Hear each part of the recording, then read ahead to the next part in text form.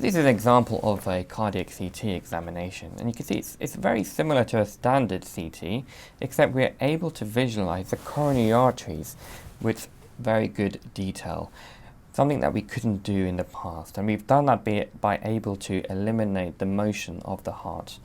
And once we get these pictures, we can then produce what we call reconstructed pictures of the coronary arteries, and these are the kind of pictures that we can get.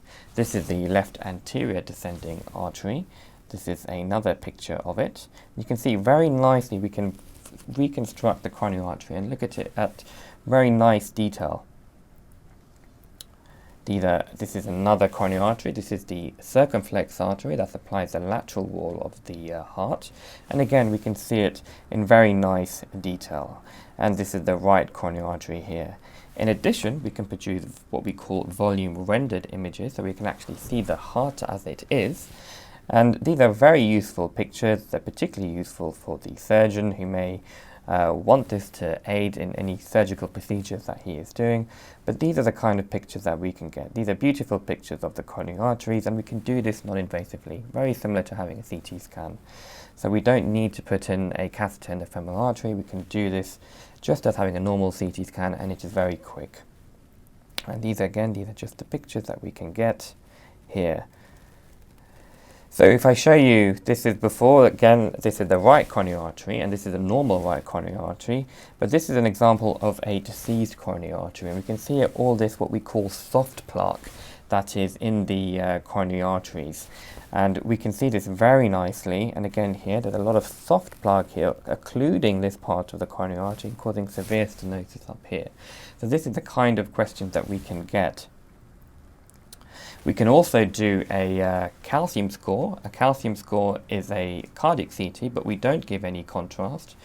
It is exactly the same, but no contrast, and we can actually visualize the amount of hard plaque in the coronary artery. So this here is calcified hard plaque, and this is useful information because the amount of hard plaque can help the clinician manage and predict future cardiac events. So it has very good prognostic information. This is what we call a calcium score.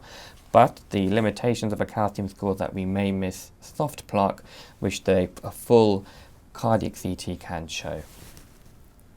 And these are just other examples. This is a patient whose coronary arteries are in the wrong place.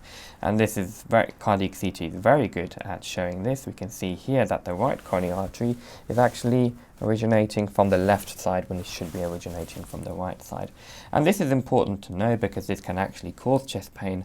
And in some individuals, they can even lead to sudden cardiac death. So it's important to know this information. But this is the kind of information that we can get with cardiac CT. These are other examples. This is an aortic root abscess, and we can see here beautiful volume rendered 3D images of that as well. Patients who have had a bypass in the past, we may want to know if the bypass grafts are patent. Again, that would traditionally involve a catheter in the femoral arteries, but now we can assess this very well with CT. And these are pictures of a graft. These are all patent grafts. And we can show this very nicely with CT. These are all grafts going to the coronary arteries because this patient has had previous surgery. We can then show beautiful volume rendered images of the heart.